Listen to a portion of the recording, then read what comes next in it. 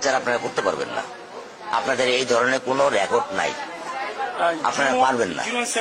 আমার মেয়েও ফিরে আসবে না। আপনারা বিচার করতে পারবেন? পারবেন না। আপনারা কোনো এক্সাম্পল দাঁড়া করাতে পারবেন? পারবেন না। আমার থেকে স্টেম নেবেন, স্টেমে লিখিত নেবেন? পারবেন না। আপনারা পারবেন না,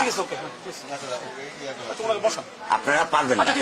এটা বড় যুবক 15 দিন, এরপর আরেকটা বড় কোনো ঘটনা পড়বে, এটা ধাওয়া করে চলে যাবে, শেষ শেষ। এটা আমি দেখতেছি, আমার বয়স 55, আমার বয়স 55, আমি দেখতেছি। চেষ্টা করে দেখুন তারা কোন এক্সাম্পল আছে দিতে পারবে? আসামি ধরা যায় সেই ব্যবস্থা করতে হবে। হ্যাঁ, আপনার কাছে প্রমাণ আছে? আছে? আপনি কি বুঝবেন আমার দুঃখ? আপনি আমার দুঃখ কি বুঝবেন? কিসের ডায়লগ মারেন আপনি আমার কাছে? ডায়লগ মারেন আপনি আমার দুঃখ। কোরআনে কারিমের 17 নম্বর সূরা সূরা বনী ইসরাঈলের 32 নম্বর আয়াতে আল্লাহ সুবহানাহু ওয়া তাআলা বলেন, ওয়ালা তাকরাবুজ জিনা ইন্নাহু কানা ফাহিশা ওয়া সাআ সাবিলা। তোমরা জিনার দ্বারে কাছেও যেও না, নিশ্চয়ই এটা অশ্লীল কাজ এবং মন্দ পথ। তাহলে আল্লাহ সুবহানাহু ওয়া তাআলা আমাদেরকে বলতেছে জিনার দ্বারে কাছে না যাওয়ার কথা। কিন্তু বর্তমান যুগে আমরা যদি দেখি, এই মুসলমানদের যে নৈতিক অধঃপতন ঘটছে এবং এই যে বর্তমানে যে অবস্থা, এর আগে আমরা কথা বলছিলাম আসিয়াকে নিয়ে, এখন আমাদের কথা বলতে হইতেছে যে মিরপুরের পল্লবীতে যে ঘটনাটা ঘটছে,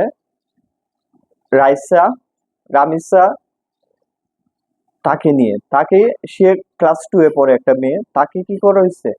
হত্যা করা হয়েছে, তাকে দর্শন করা হয়েছে এবং হত্যা করা হয়েছে। এখন এই যে আমরা যে সময় আসিয়ার সময় আমরা কি করছি, ওই সময় আমরা জোর গলায় দাবি জানাইছি, আন্দোলন করছি, সারা দেশব্যাপী আন্দোলন করা হয়েছে, সারা দেশব্যাপী তোলপাড় করা হয়েছে।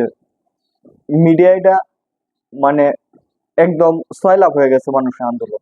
কিন্তু তারপরে কি আমরা আমাদের যে নিরাপত্তার যে অধিকার, সে অধিকার কি আমরা পাইছি?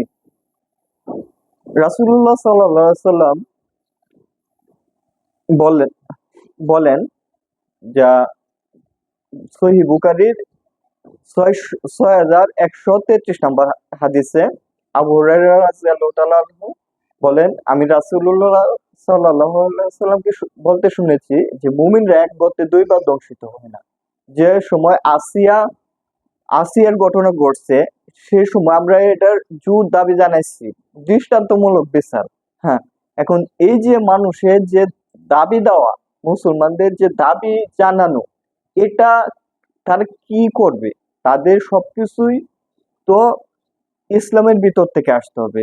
মন গড়া ভাবে যারা মুসলিম উম্মাহকে বিভ্রান্ত করতেছে, যারা গণতন্ত্রের পথে নিয়ে মানুষদেরকে দাবি জানাইতেছে, কঠিন এবং দৃষ্টান্তমূলক শাস্তির দাবি জানাইতেছে, এগুলা দেখি অন্যায় বন্ধ হবে? কখনো না।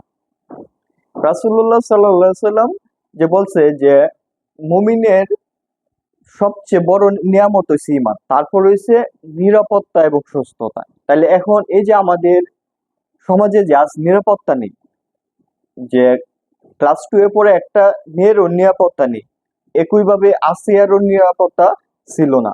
তাহলে এই ঘটনা দেখার পরে আমরা যে আমাদের করণীয় কি, সেটা আমরা আসলে বুঝতে পারি না। এবং আমরা কিভাবে বুঝবো? আমরা বোঝার জন্য শরিয়া কি বলে আমাদেরকে, সেটা দিকে অবশ্যই আমাদের চাইতে হবে। আমাদের বিবেক, বুদ্ধি এবং যুক্তিকে বাদ দিয়ে আমরা শরিয়ার দিকে আসতে হবে। আল্লাহ সুবহানাহু ওয়া তাআলা কুরআনে কারিমের 5 নম্বর সূরা মাইদার 44 নম্বর আয়াতে বলেন, ওয়া লাম ইয়াহকুম বিমা আনজালাল্লাহু ফাউলাইকা হুমুল কাফিরুন। যারা আল্লাহর আইন দিয়ে বিচার করে না, তারাই কাফের। কোরআনে কারিমের 5 নম্বর সূরা মাইদার 45 নম্বর আয়াতে আল্লাহ সুবহানাহু ওয়া তাআলা বলেন, ওয়া লাম ইয়াহকুম বিমা আনজালাল্লাহু ফাউলাইকা হুমুজ যালিমুন। যারা আল্লাহর আইন দ্বারা বিচার করে না, তারা হইছে অত্যাচারী।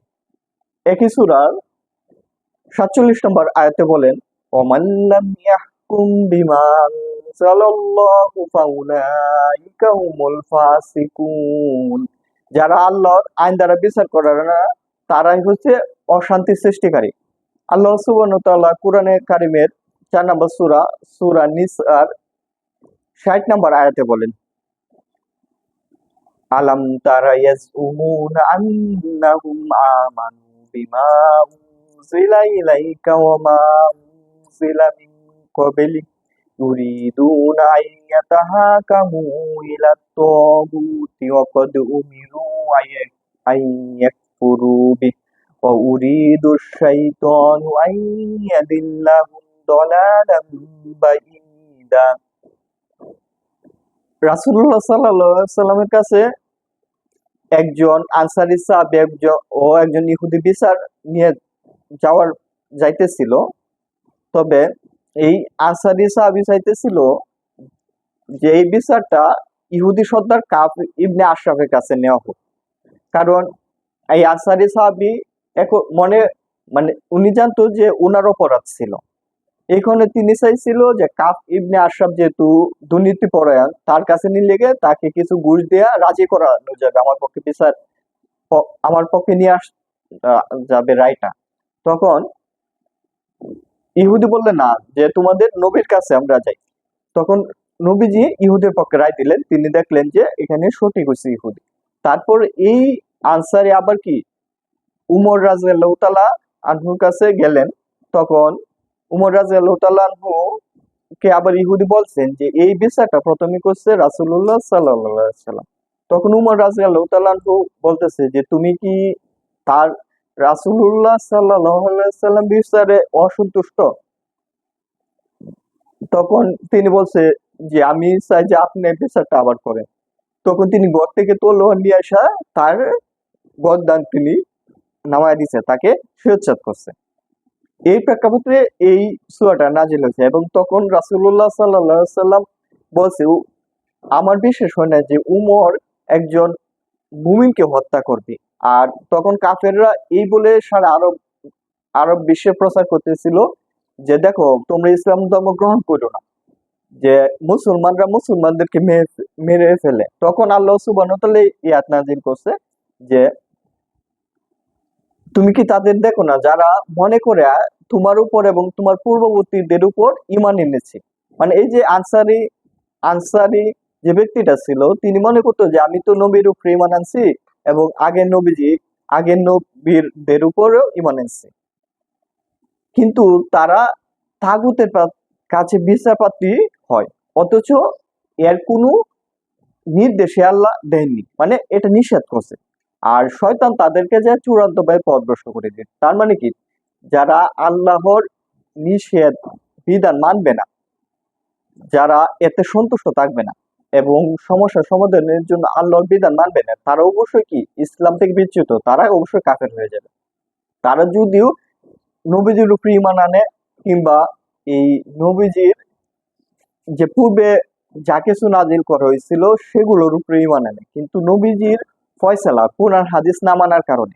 এখন অনেকেই বলে যে এটা একদম মুনাফিকের ব্যাপারে, কিন্তু এখানে আল্লাহ সুবহানাহু ওয়া তাআলা বলছে যে তুমি কি দেখোনি তাদের যারা মনে করে, মানে এই ব্যক্তি মনে করছে, আনসারী মনে করছে যে আমি তো রাসূলুল্লাহ সাল্লাল্লাহু আলাইহি ওয়াসাল্লামের উপর ঈমান আনছি এবং আগের নবীদের উপরেও ঈমান আনছি, তাইলে আমি মুসলমান। কিন্তু ওই সময় এর আগে এসরিবে একটা প্রথা ছিল যে ওই সময় কি করা যেত, যদি দুইটা গোত্রের মধ্যে সমস্যা হইতো তাদের গোত্র প্রধান যে কারো কাছে যাওয়া যাইতো। সেই হিসেবে এই আনসারী মনে করছে যে না আমি তো ইহুদি সর্দারের কাছে যাই, কারণ ইহুদি সর্দারের কাছে গেলে এই বিচারটা আমার পক্ষে নিয়ে আসতে পারবো। তাহলে এই যে আমরা যে সমস্যার সমাধান থেকে বেরিয়ে আসতে হইলে অবশ্যই আমাদেরকে কোরআন হাদিসের দিকে আসতে হবে।